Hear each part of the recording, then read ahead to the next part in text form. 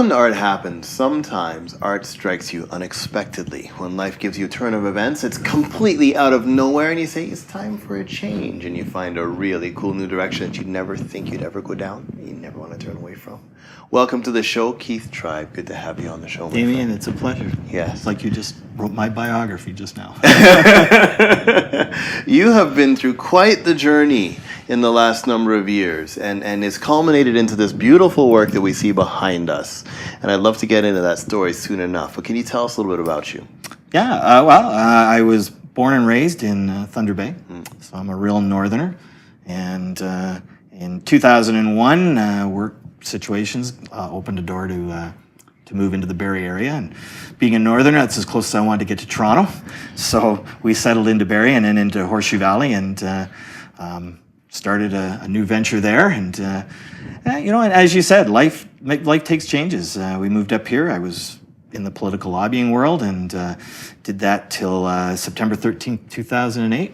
And on that fateful day, I was in a large cycling race with a lot of great friends. And long story short, the road ended, and I went off it and had a pretty serious cycling accident that kind of left me not knowing who I was or who other people were around me, and left me with some physical situations that just didn't allow me to go back to doing what I was doing. The road ended, so you're with Bugs Bunny and Roadrunner. Yeah, yeah, literally. Yeah, no, the road wasn't going to allow me to keep going forward due to cyclists going down in front of me, and I pitched off the road and slammed my head into the ground and shattered 7 of my vertebrae, and they took me to a hospital in Ottawa and put it all back together, put a nice big rack in my back and said, "Oh my gosh, don't know where life's going to take you. You may or may not ever walk again." And you know, I walked out of that hospital after 5 days. Wow. And from that point, every day was a good day, and I decided that every day when you get up, let's see what we can do to make it a great day. And but that was a long road, definitely a long road. My pretty much short-term memory was an issue, and so through, long story short, spending a lot of time sitting at St. Mike's Hospital waiting for my turn to see the therapist, I could see all kinds of digital media happening within the hospital, and it kind of drove me back to my marketing roots, and so I kind of went down that path, more along the lines that I wanted to do what I wanted to do. I didn't want an institution that was funding me at the moment, the insurance company, to tell me what I was going to do. So picked up where I could go and started down that path. And I've been doing it for almost 7 years now, and I have to say I've really enjoyed it. And, you know, again, it's about sort of the course where life takes you in courses. This whole frame thing is so removed from what I used to do. Although, you know, a couple of years ago I built a workshop in my back of my garage and was just doing my own thing for myself. And a gentleman named Robbie Craig had a lot of influence on this happening. Yes. Robbie's quite a renowned artist. Actually, his family lives in the area around here. Yes. But he's residing in Yellowknife now, and so his artwork, which is portrayed in a lot of the stuff that I do, that I like to display it in. Yes.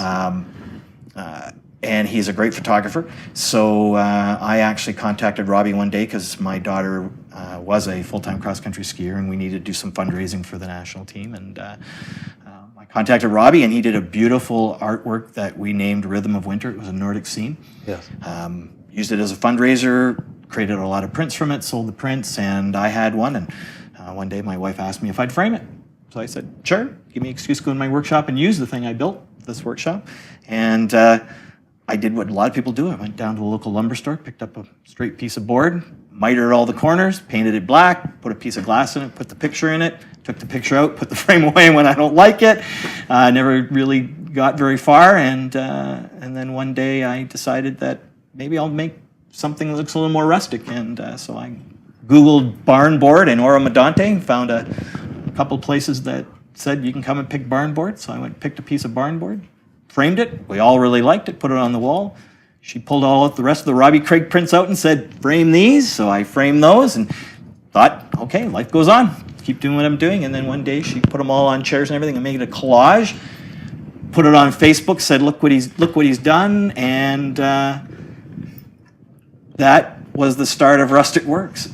Suddenly messages started coming in. Robbie Craig thought what I was doing was pretty special. He's had a lot of people who buy his artwork that were always asking him, how do I frame this?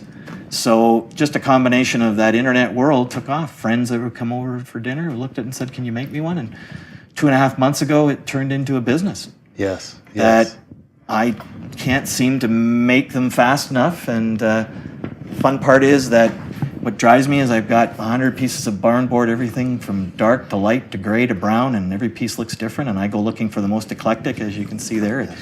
I just don't want to cut the edges off of anything. It's painful. I can spend an hour staring at a piece of barn board trying to figure out not to cut out of it, and then take 15 minutes after I cut it to put it together.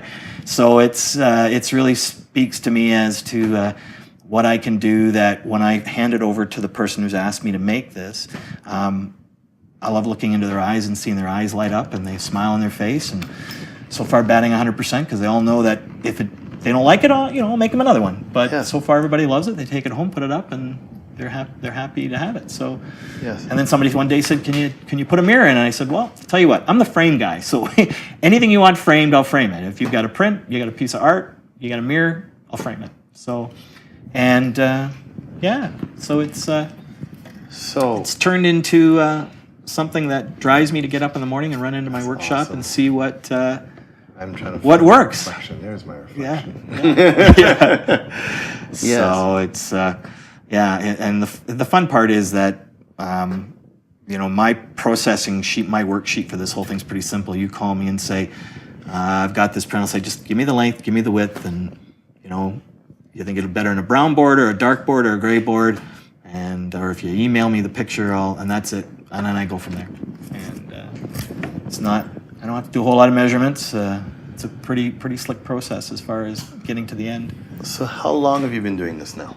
About 2.5 months. 2.5 months. That is so great. Yeah, and you're already here with us. yeah.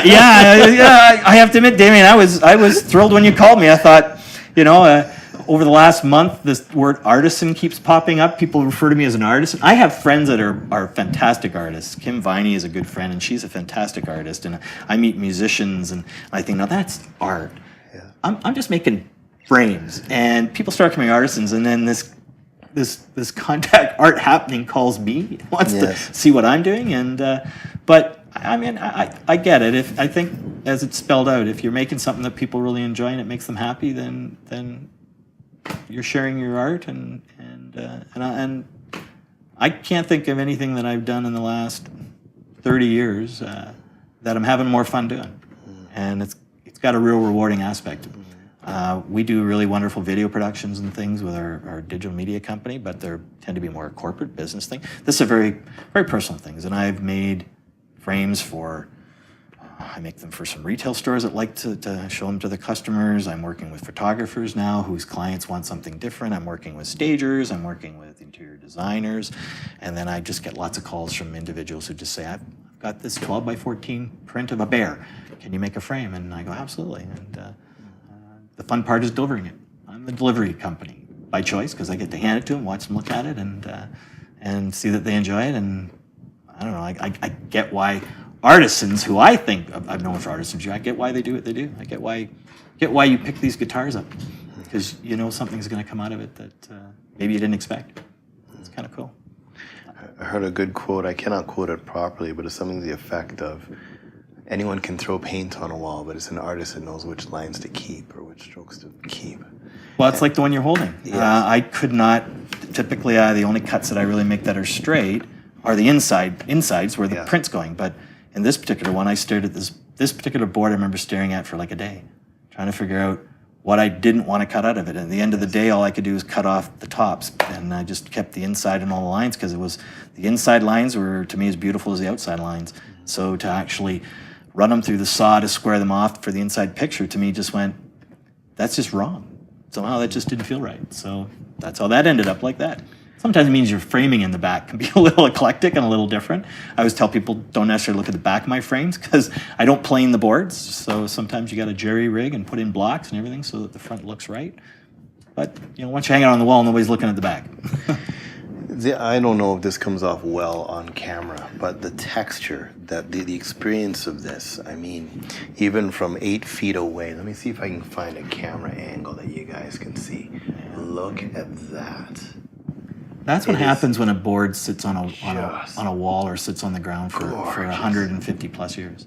150 plus years. Yeah, I mean, pretty much people that you go and I go pick barn board from, they know where it came from, they know where it was, and it's some of the stories I get, boards from mid 1800s, late 1800s, and when you have a look at them and you realize the grains and the knot holes, like the mirror that Brian's holding over there, those termite holes, those are bug holes, and bring that up those in a are second. those are huge. I mean, those don't happen overnight. 1 second. Let's see if we can get this up quickly. And they're fragile, so it has to be very, very. Only the one that you had. That Yeah. one's good. That one you. This can- one's solid. That yes, came from a hog barn. Oh boy. The back, Yes. I was told the back green board, which is all the back of that board, is from a Yes. hog barn. Yes. And that's what I was going for, is the green board. Then I cut it all and flipped it over and saw the other side and went, wow. And the hardware was still on it, and I went, well, I can't hide the hardware because that's part of history. So, Yes. and that's what's so neat about when you go and pick, and these people all know where they got it from. They know the farmer they took the barn from, and farmers, from what I understand, they just don't let these barns go until they're so old they're going to fall down anyways.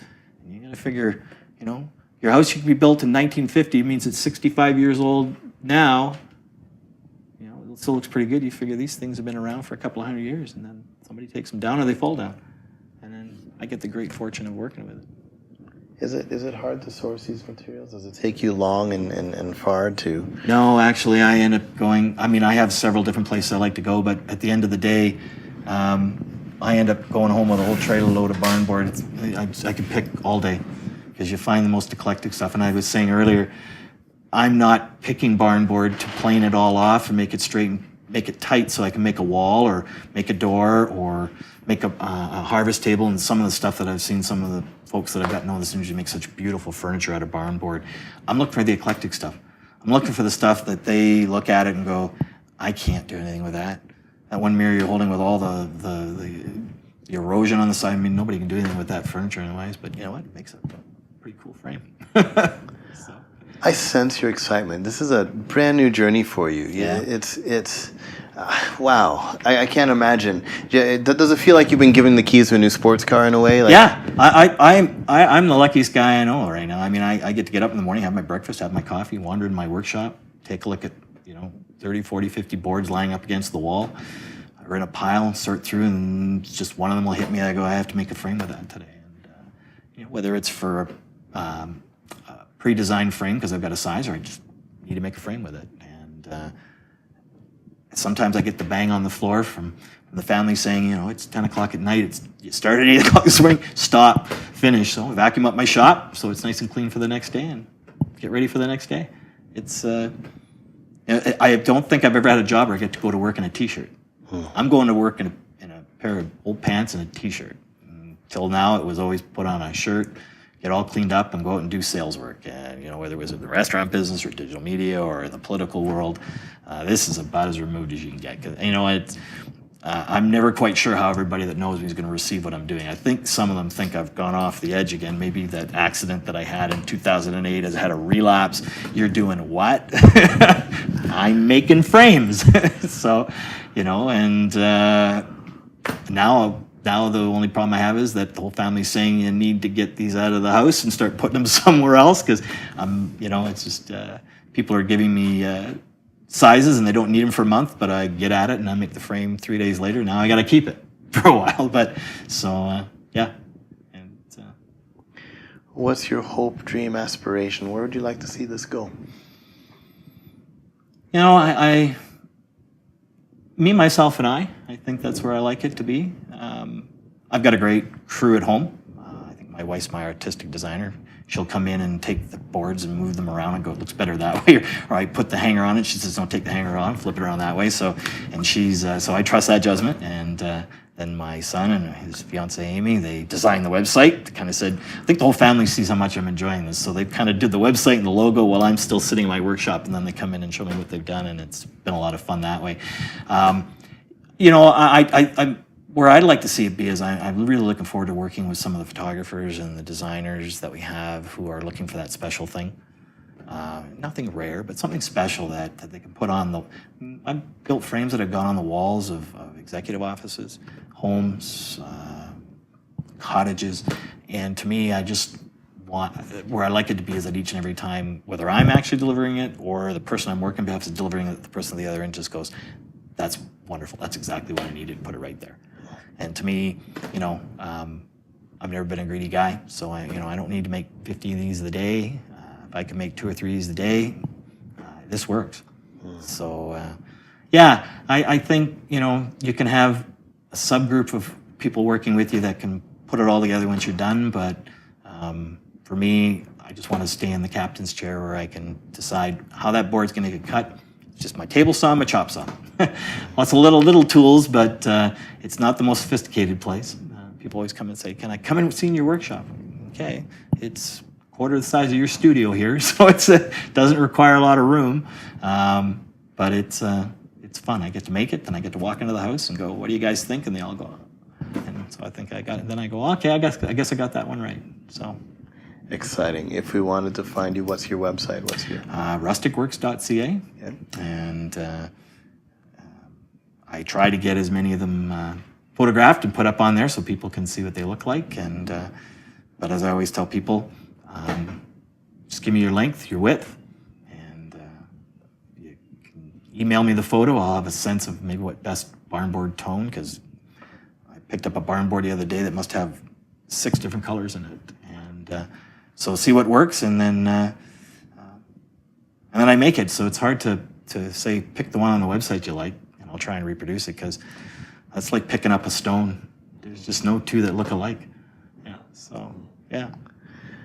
I know that while we're talking that we've already showed a couple from your website here. It's a pleasure having you on our show. Thank you. Really. I look forward to keeping in touch and hearing the cool things that are coming down the pipe with you. Yeah. That's great. Well, you'll have to send me a length and a width. I'll have to give you something you can hang in your studio. All right. Sounds like a plan. Sometimes art just happens in wood. Damien, it's a pleasure. Pleasure having you on the show. Thank you. Yes. And join us when next Art Happens, because you never know when and where art will happen. Here, now, tomorrow, anywhere, everywhere, anytime, all the time. Art Happens. We'll see you then. Art Happens is brought to you in part by the Spalding School of Music, Backland Photography,